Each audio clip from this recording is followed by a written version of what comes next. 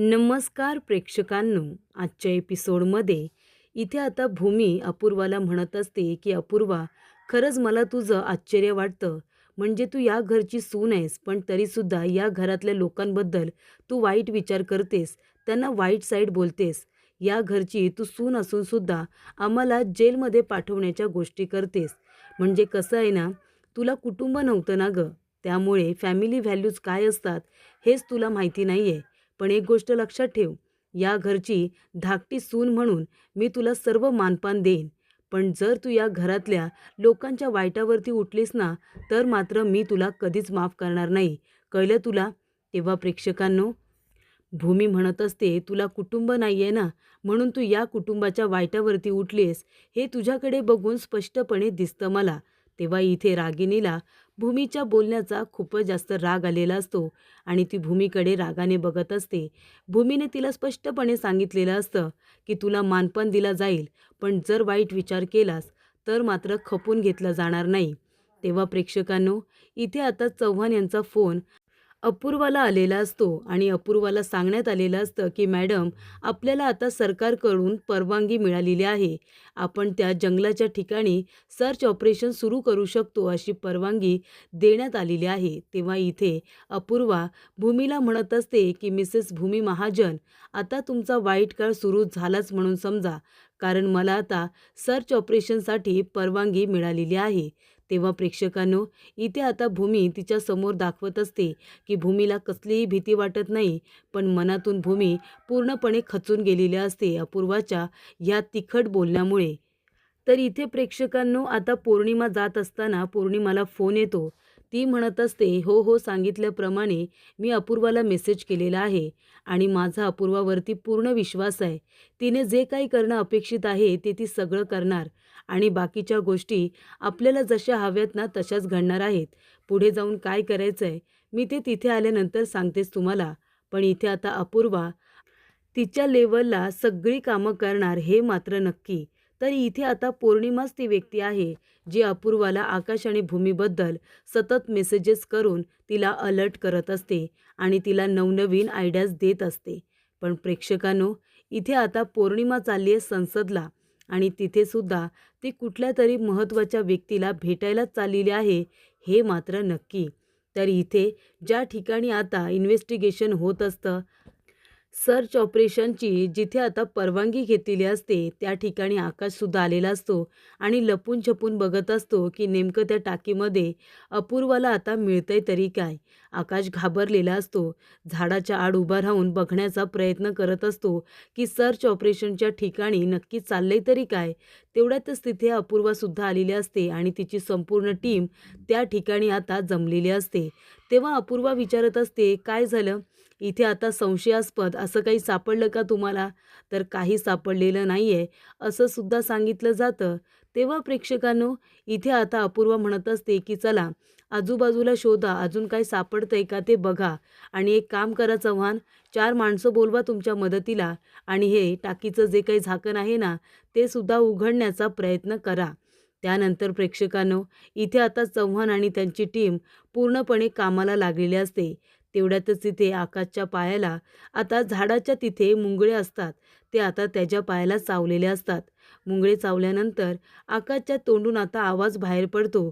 त्याला इथे जोरात ते मुंगळे चावल्यामुळे त्याच्या तोंडातून आलेला आवाज हा अपूर्वापर्यंत पोचलेला असतो आणि अपूर्वा म्हणत असते की इथे कुणीतरी आहे का?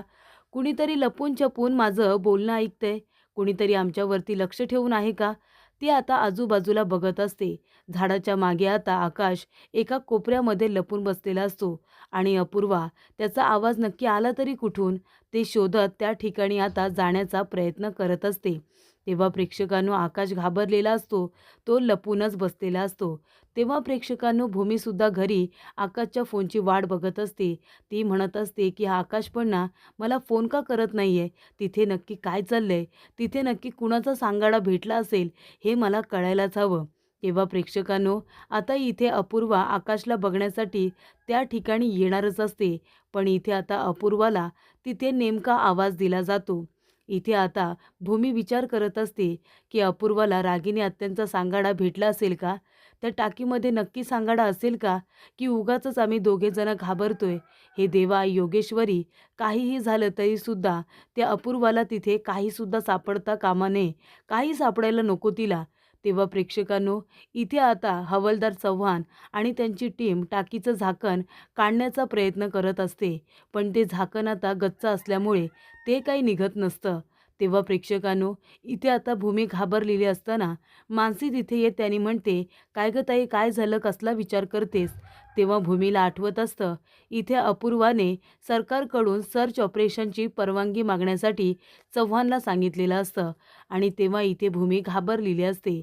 तेव्हा इथे मानसी म्हणत असते, "काय झालं? एवढी दचकलीस का?" तेव्हा भूमी म्हणते, "नाही, काही नाही. काही नाही, सहजच विचार करत होते." तेव्हा प्रेक्षकांनो, इथे आता भूमी म्हणत असते, "आई योगेश्वरी, अपूर्वाला सर्च ऑपरेशनच्या ठिकाणी काहीसुद्धा भेटू दे नको. मी तुझ्या पायाशी विनंती करते." त्यानंतर प्रेक्षकांनो, टाकीचं झाकण काही निघत नसतं. तेव्हा अपूर्वा म्हणत असते, की "द्या, ती पारे माझ्याकडे द्या."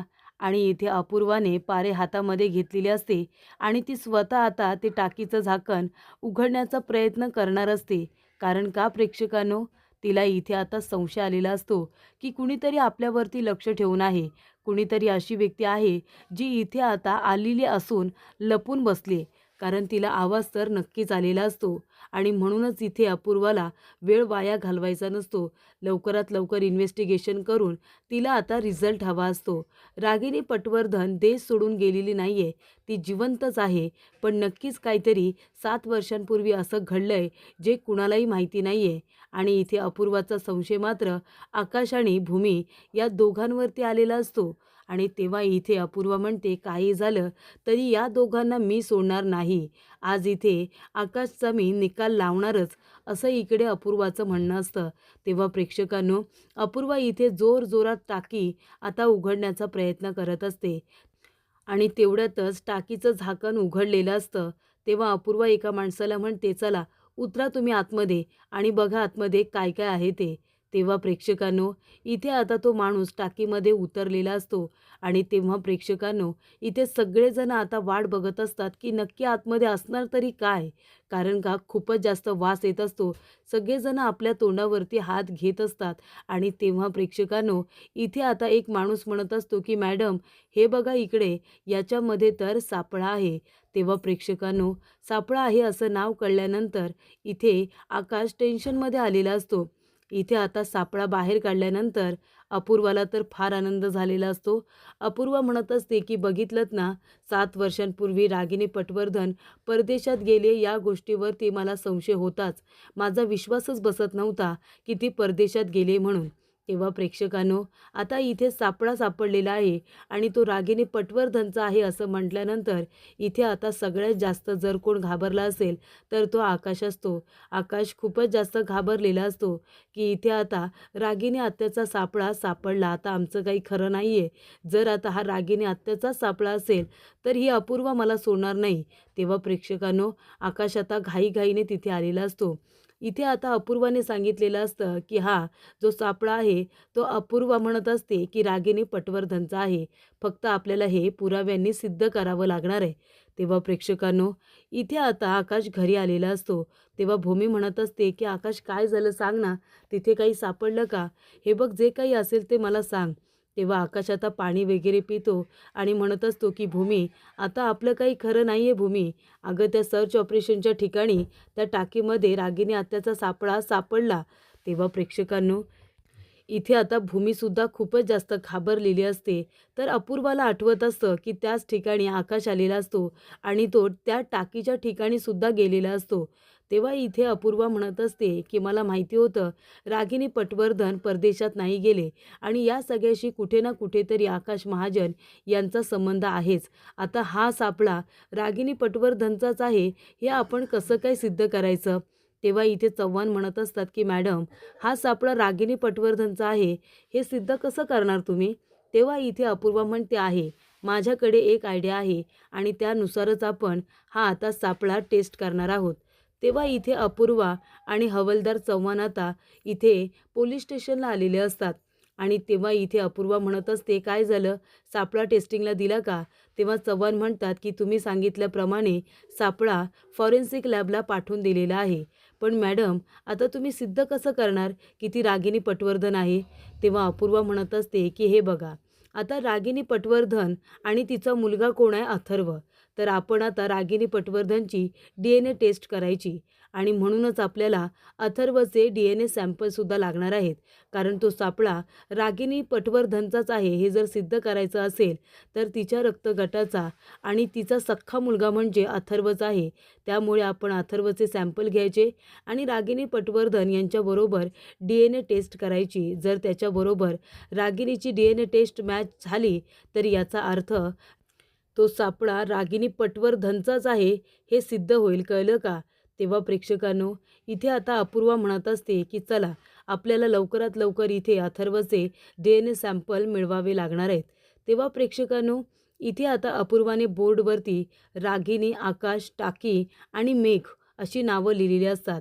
तेव्हा इथे अपूर्वा म्हणत असते की आकाशचा रागिनी पटवर्धनशी काहीतरी संबंध आहे. त्यानंतर आकाशचा या टाकीशी आणि त्याचबरोबर मेघबरोबर नक्की काय संबंध आहे ना, ते आपल्याला शोधून काढावं लागेल. जेव्हा आपल्याला कळेल की आकाशचा टाकीबरोबर आणि मेघबरोबर काय संबंध आहे, तेव्हा आपल्याला कळेल की रागिनी पटवर्धनच्या इथे आता मृत्यूमागे नक्की कारण काय आहे.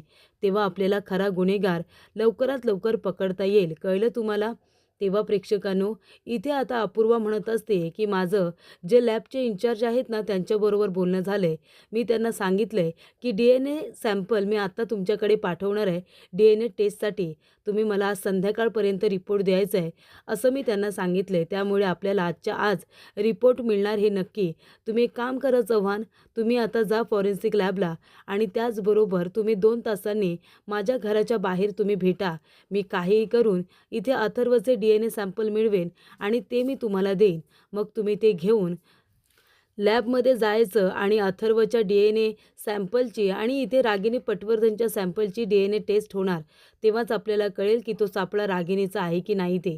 तेव्हा प्रेक्षकांनो, आकाश, भूमी आता पोलीस स्टेशनच्या बाहेर आलेले असतात मानकामी यांना भेटायला. तेव्हा भूमी म्हणत असते की आकाश, इथे जर आपल्याला अपूर्वाने बघितलं तर खूप मोठी रिस्क आहे रे, आपण यायला नको होतं का? तुला खरंच असं वाटतं की मानकापे आपली काहीतरी हेल्प करतील?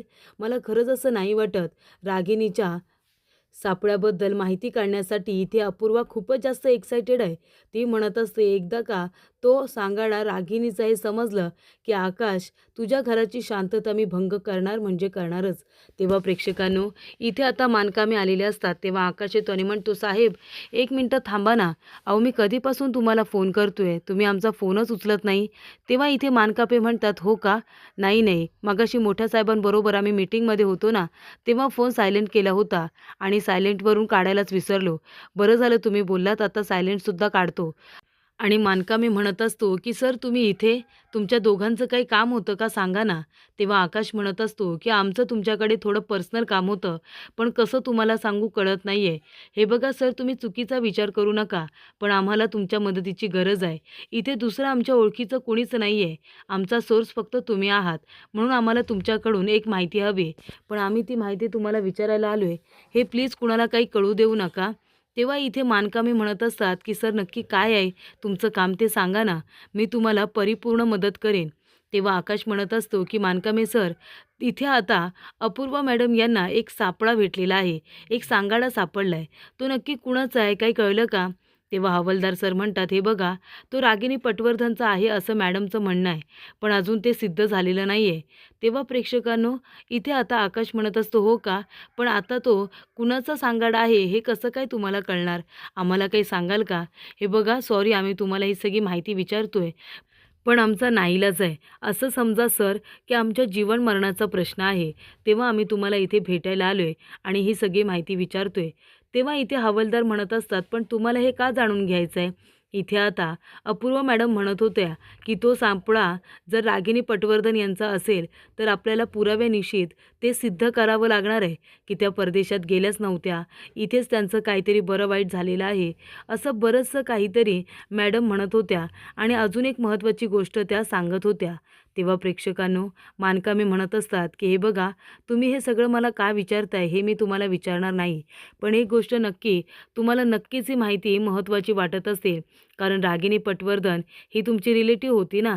ती तुमच्याबरोबर कशी वागली हे आम्हाला सगळ्यांना अगदी बरोबर माहिती आहे. तुम्ही नका काळजी करू. त्यांना त्यांच्या गुन्ह्याची शिक्षा मिळणारच. तेव्हा मानकामे अजून काही बोलायला जाणार तेवढ्यातच तिथे अपूर्वा येते आणि म्हणते की मानकामे, तुम्ही इथे काय करताय? आणि भूमी आणि आकाश, तुम्ही इथे कशासाठी आलाय? तुम्हाला रागिनी पटवर्धन यांच्याबद्दल माहिती हवी आहे का? म्हणून तुम्ही मानकामे यांना भेटायला आलात का? तुम्हाला जर रागिनी पटवर्धनबद्दल माहिती हवी असेल तर मला विचारा ना, मी सांगेन तुम्हाला सगळी माहिती. तेव्हा इथे आता भूमी म्हणत असते, नाही नाही, आम्ही त्यांच्याबद्दल बोलायला इथे आलोच नाही. आमचं थोडं काम होतं म्हणून इथे आलो होतो. तेव्हा इथे प्रेक्षकांनो, आता आकाशला महत्त्वाची माहिती मिळणारच असते मानकामेंकडून. पण इथे अपूर्वा आल्यानंतर मानकामे काही बोलत नाही. तेव्हा इथे अपूर्वा म्हणत असते, चला ना, माझ्या केबिनमध्ये जाऊन बसूया आणि मस्त बोलूया. तेव्हा भूमी म्हणते, नाही नको, आमचं महत्त्वाचं काम होतं त्यासाठी आम्ही आलोय. आम्ही तुम्हाला कामामध्ये डिस्टर्ब नाही करत. तुम्हाला जे काही करायचं आहे ते तुम्ही करा. तेव्हा इथे अपूर्वा म्हणत असते, मानकामे जा, आपली कामं करा जा. इथे थांबण्यामध्ये काही अर्थ नाही आहे.